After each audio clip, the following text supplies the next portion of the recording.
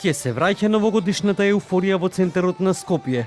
Програми за сите генерации, но и најава за изненадување за посетителите, вели градоначалникот на град Скопје Орце Ѓорѓиевски.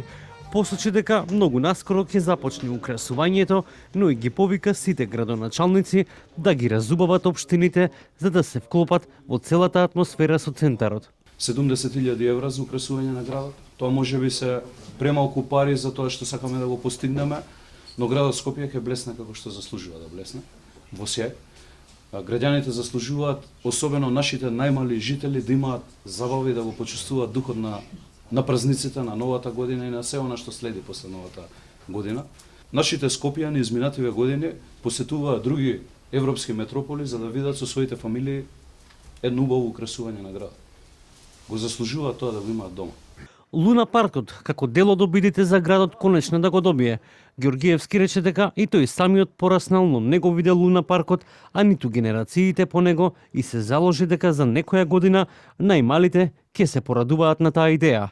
Во делот на урбанистичките зафати, посочи дека затворање на улицата од Собрание до Беко е идеја за која се размислува, а се со цел растеретување на гужвата и сообраќајот, но и овозможување на граѓаните да тој дел биде пристапен за пешаците. Булевар Даме Груев, тоа е улицата позади Собрание, проширување на истата и создавање на булеварско решение таму. Веќе имавме и средби со дел од собствениците каде што треба на ќошот наспроти Плей кафе да се направи експроприација. Тоа е еден од најкомплицираните објекти, но верувам дека можеме да изнајдеме решение.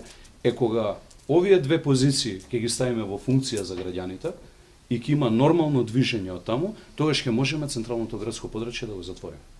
Тогаш ќе можеме рекорд делот да го направиме да биде место каде што и новогодишните прослави ќе се случуваат и ќе се поврзе сето тоа со плоштадот.